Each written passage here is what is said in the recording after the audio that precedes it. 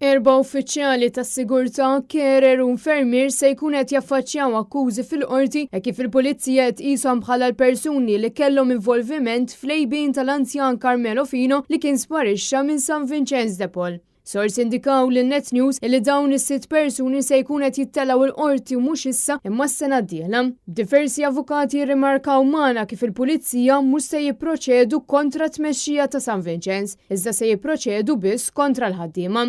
Carmelo Fino, l-anzjan ta' 83 sena, kien mexa l-barra minn San Vincenz f'nofs ta' lejl ta' 28 ta' Ġunju tas-sena li għaddiet u kien instab mejjed f'nofs tal-qandaq ġimagħtejn wara. Is-sitt persuni li mistennija jittelgħu l-qorti s-sena d-dieħla kienu ġew sospiżi minn xogħolhom wara inkjesta li kienet saret fejn qed jitqiesu li naqsu milli jsegwu l-proċeduri meħtieġa għas-sigurtà ta' residenti. L-infermier kien talab li ssir inkjesta minn ġdid dwar dan il-każ b'riżultati li wassal biex hu ingħata lura xogħlu f'residenza oħra. Wara l-għejbien ta' dan l-anzjan l-MUMN kienet sejħet lill-gvern biex minnu fih jieħu azzjoni dwar in-nuqqas kbir ta' staff f'residenzi tal-anzjani. Hekk kif infermier wieħed jew tnejn weħidhom qed ikollhom ilaħqu ma' sala sħiħa ta' pazjenti. Iżda minkejja dan kollu, il-gvern m'għamel xejn biex itejjeb din is-sitwazzjoni. Il-pressjoni fuq il-carers u l-infermieri qed tkompli tikber.